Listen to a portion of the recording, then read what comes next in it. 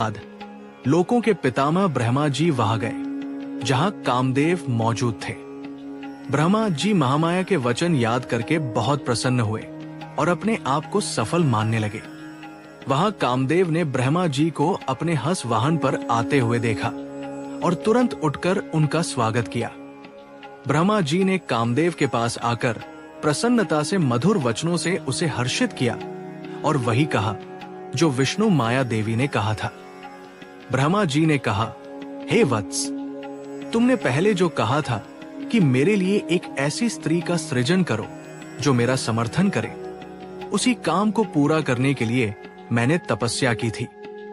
महामाया, जो योगनिद्रा के नाम से प्रसिद्ध है, मेरे सामने प्रत्यक्ष हुई और उन्होंने ये स्वीकार कर लिया कि मेरे द्वारा शंभू का मोहन किया जाएगा।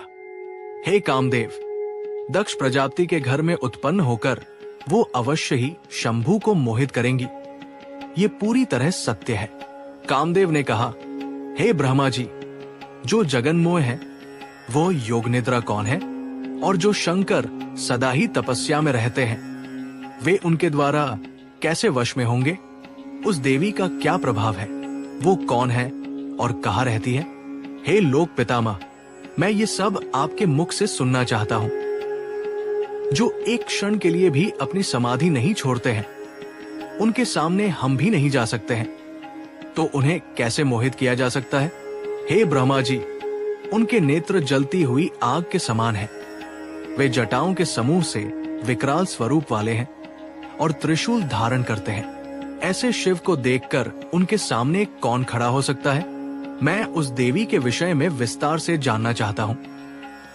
मार्कंडेय ऋषि ने कहा कि कामदेव के ये वचन सुनकर ब्रह्मा जी बोलना चाहते थे, लेकिन वे चुप हो गए। वे सोचने लगे, मैं भी शंकर को मोहित करने में समर्थ नहीं हूं।